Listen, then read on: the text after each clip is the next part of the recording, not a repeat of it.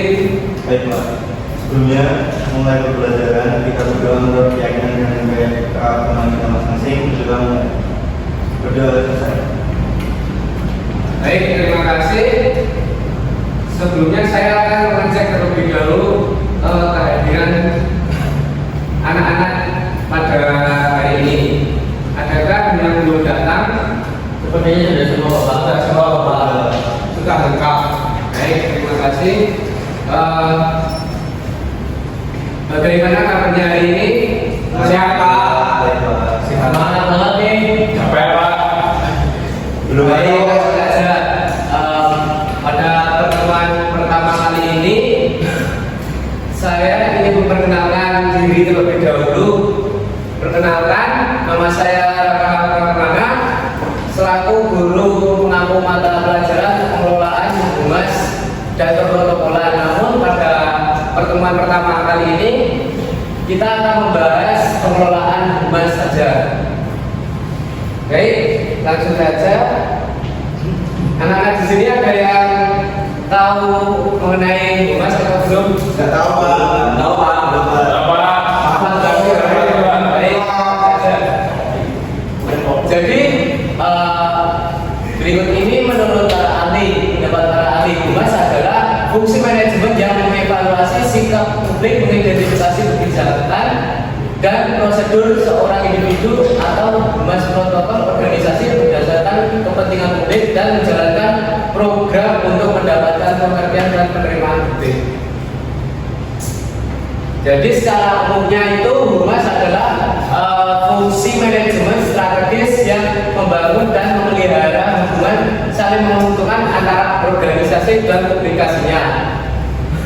Melalui proses komunikasi yang efektif, humas berperan mengevaluasi persepsi publik, mengidentifikasi kebijakan dan prosedur organisasi berdasarkan kepentingan publik, serta menjalankan program untuk menciptakan pemahaman dan penerimaan publik yang lebih baik, sehingga dapat memperdalam kepercayaan publik terhadap organisasi. Baik, langsung saja yang kedua yaitu ada ciri humas yang baik. Berikut ini ada 4 ciri humas yang baik. Yang pertama itu ada komunikasi yang efektif. Jadi itu seorang humas itu harus membangun sebuah komunikasi yang efektif, baik lisan maupun tulisan. Dan yang kedua itu ada pemahaman terhadap organisasi. Jadi humas itu di dalam organisasi harus paham terhadap visi dan misi tujuan dari organisasi tersebut. Dan yang ketiga itu ada etika profesional. Humas juga harus menjunjung tinggi etika profesional dalam menghadapi kalangan publik. Dan yang terakhir yaitu kreativitas yang tinggi. Humas juga harus memiliki inovasi terhadap kreativitas, membangun sebuah konten yang berguna untuk menyampaikan pesan kepada kalangan publik. Dan yang selanjutnya yaitu konsep dasar humas. Jadi sasaran humas adalah publik internal dan eksternal. Publik internal adalah seluruh orang yang berada di dalam lingkup organisasi seperti karyawan, keluarga, karyawan termasuk manajemen puncak. Publik eksternal adalah orang-orang yang berada di luar lingkup organisasi. Dan selanjutnya kegiatan humas merupakan komunikasi dua arah. Hari ini berarti penyampaian informasi baik publik internal maupun eksternal harus terbuka atas umpan balik. Dengan demikian, setiap melakukan kegiatannya humas harus mampu menciptakan opini publik yang bersifat positif. Baik, selanjutnya itu ada fungsi humas. Menurut ahli ada 5 fungsi, yaitu yang pertama menunjang aktivitas utama manajemen dalam mencapai tujuan bersama, dan yang kedua itu fungsi humas membina hubungan yang harmonis antara badan atau organisasi dengan publik yang merupakan khalayak sasaran, dan yang ketiga fungsi humas yaitu mengidentifikasi segala sesuatu yang berkaitan dengan opini, perspektif, dan tanggapan masyarakat terhadap badan organisasi yang dibagi. Dan yang keempat yaitu melayani keinginan publik dan memberikan sumbangan saran kepada pimpinan manajemen demi tujuan dan manfaat bersama.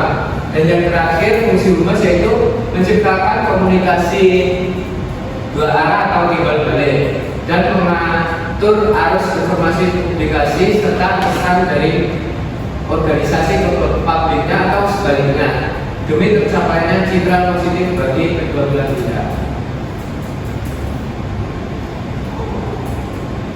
Baik, untuk materi siang kali ini untuk segitu. Apakah ada yang ingin perlu ditanyakan? Silakan. Saya Pak, izin tanya Pak. Baik, silakan. Kendala tugas dari humas itu apa saja ya Pak?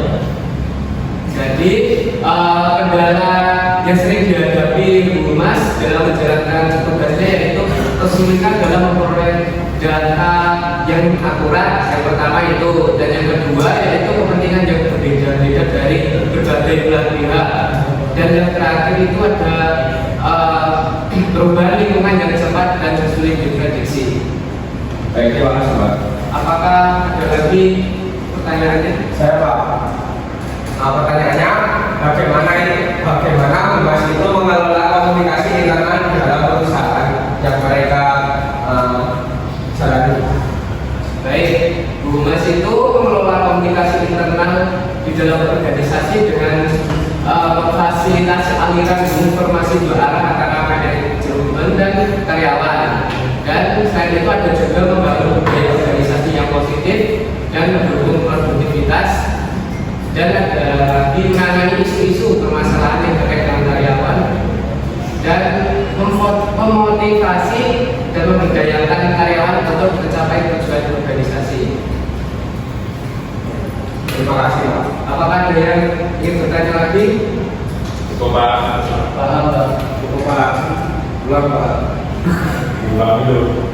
Baik, dari pembelajaran kita siang kali ini dapat disimpulkan bahwa humas itu merupakan fungsi manajemen yang strategis yang memelihara hubungan dan menguntungkan antara kedua belah pihak. Tugas utama mengevaluasi persepsi publik dan mengidentifikasi kebijakan berdasarkan kepentingan publik. Humas berinteraksi juga dengan interaksi publik, interaksi eksternal dengan mengedepankan kompetensi komunikasi efektif, pemahaman organisasi, etika profesional, dan kreativitas yang tinggi.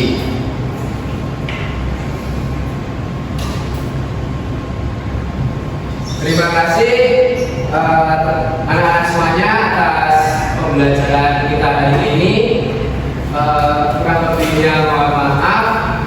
Pembelajaran siang ini kita cukupkan. Untuk minggu depan kita akan mempelajari materi keprotokolan. Jadi anak-anak semuanya kalau dipelajari terlebih dahulu sebelum pertemuan besok itu. Insya Allah. Oke Pak. Terima kasih. Wassalamualaikum warahmatullahi wabarakatuh.